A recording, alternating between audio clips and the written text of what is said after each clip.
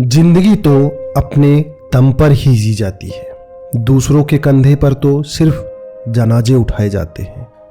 यह लाइन शहीद भगत सिंह ने अपनी किताब मैं नास्तिक क्यों हूं में लिखा था और शहीद भगत सिंह इसी लाइन की तरह अपनी जिंदगी को जिए और हंसते हंसते सूली पर चढ़ गए। दोस्तों, आज की इस वीडियो में हम लोग बात करेंगे कि भगत सिंह के फांसी दिए जाने के पहले अंतिम 12 घंटे कैसे थे, कैसा था वो दिन और कैसे बीते भगत सिंह के आखिरी कुछ पल। नमस्कार दोस्तों, स्वागत है आपका योगी एक कहानी पर। लाहौर सेंट्रल जेल जो आज के समय में पाकिस्तान में है। दिन था मार्च 23, 1931। उस दिन की शुरुआत किसी और दिन की शुरुआत की तरह ही हुई, लेकिन आज की सुबह कुछ बदली बदली सी लग रही थी। आसमान में थोड़े बहुत बादल थे और उस दिन सुबह सुबह एक तेज आंधी भी आई थी। उस दिन जेल के भीतर सुबह से ही चहल पहल चालू हो गई, क्योंकि सबको पता था कि भगत सिंह को फांसी देने की तारीख 24 मार्च फिक्स हो चुकी है। तो पूरे कैदी सारे दिन इसी बारे में बातचीत करते हुए अपना समय काट रहे थे।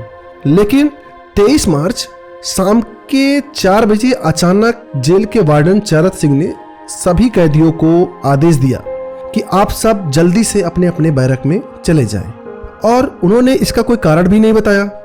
जेल वार्डन के अचानक से 4 बजे ही सभी कैदियों को बैरक में जाने का फरमान सबको एक आश्चर्य में डाल दिया, क्योंकि जैसा कि कुछ लोग जानते भी होंगे आप सब कि जो जेल का रूल होता है उसमें सभी कैदी 6 बजे तक बाहर रहते हैं, 6 बजे के बाद बैरक में जाते हैं।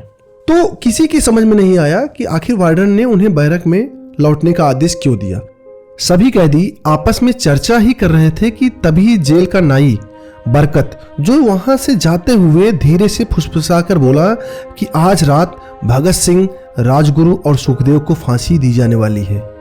मतलब यह कि जो फांसी का दिन पहले 24 मार्च 1931 सुबह 4 बजे का फिक्स किया गया था, वह बदलकर एक दिन पहले 23 मार्च को शाम को 7:30 बजे ही कर दिया गया। यह सुनते ही बहुत सारे कैदी रोने लगे। कैदियों ने बरकत नाई से रिक्वेस्ट किया कि वो फांसी के बाद भगत सिंह की कोई भी चीज जैसे पेन, कंघा, घड़ी और भी कोई भी चीज उन्हें लाकर दें, ताकि वह अपने बच्चों से यह भी बता सके कि उन्होंने भी जेल में एक शेर को दहाड़ते हुए देखा था, वो भी भगत सिंह के साथ जेल में बंद थे। बरकत नाई भगत सिंह की कोठरी में गया। वहाँ पे उनका पेन पड़ा हुआ था, कंघा था और भी कुछ चीज़ें थी, जिसके बाद वह उसे कैदियों के पास ले आए।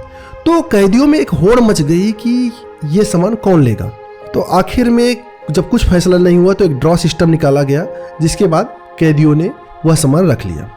आप यहाँ पर भगत सिंह की कुछ चीज़ें देख सकते हैं। यह है भगत सिंह की शर्ट, घड़ी, टोपी, जूते और कलम। भगत सिंह को फांसी दिए जाने से पहले उनके वकील प्राण मेहता उनसे मिलने जेल पहुंचे। उस समय भगत सिंह जेल की कोठरी नंबर 14 में बंद थे।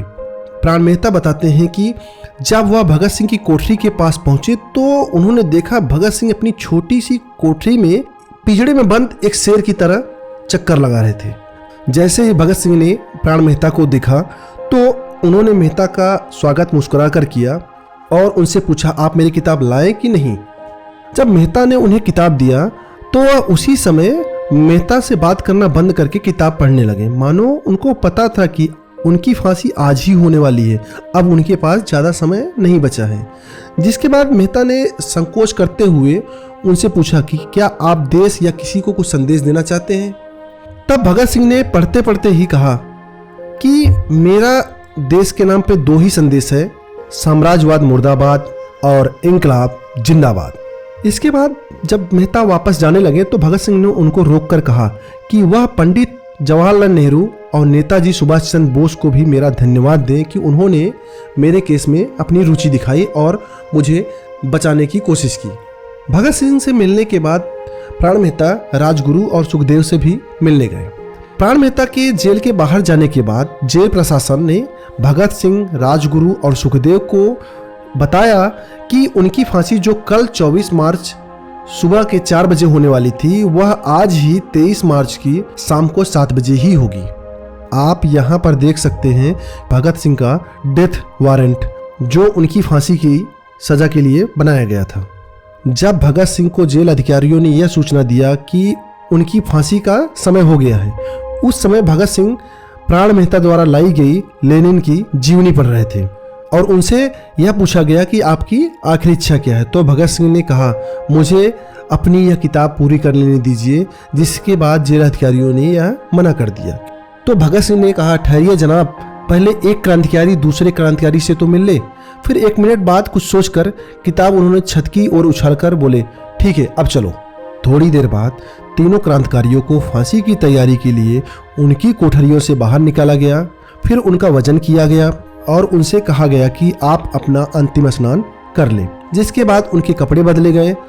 जब तीनों क्रांतिकारी फांसी के लिए ले जाए जा रहे थे, तब चरण सिंह ने भगत सिंह के कान में कहा कि एक बार भगवान को याद कर लो, जिस पर भगत सिंह ने जवाब दिया, पाजी पूरी जिंदगी मैंने ईश्वर को याद नहीं किया, तो आज अगर मैं भगवान को याद करूंगा तो उन्हें लगेगा कि मैं डर गया हूं और अपनी माफी मांगने आया हूं।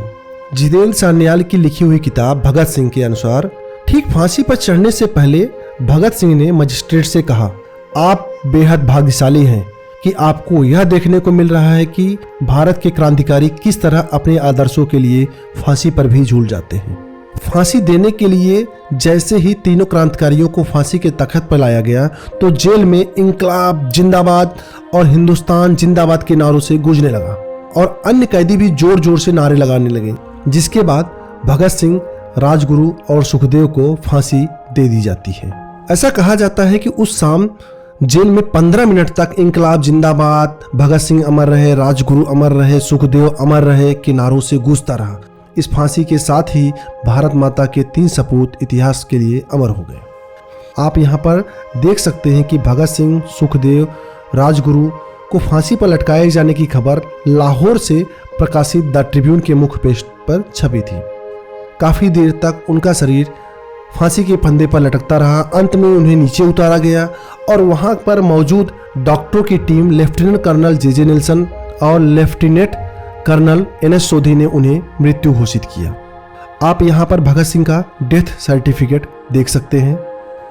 दोस्तों, यह तीनों सपूत भारत मां के लिए हंसते हंसते फांसी पर चढ़ गए और आज भी हम इन सब आज़ादी के दीवानों की बहादुरी को नमन करते हैं, जिन्होंने अपनी सारी जिंदगी देश के लिए समर्पित कर दिया। आजकल के जो युवक 23 साल की उम्र में यह भी नहीं सोच पाते हैं कि हमारा कैरियर कहाँ जाएगा, हमें क्या करना है, उस समय यह 23 साल के नौजवान देश पर हंसते हंसते न्यौछावर हो गए। अगर आपको हमारा यह वीडियो पसंद आया हो और आप इसी तरह की और भी वीडियो देखना चाहते हैं तो अपने सुझाव हमें कमेंट करें, हमारे चैनल को सब्सक्राइब करें और वीडियो को लाइक करें।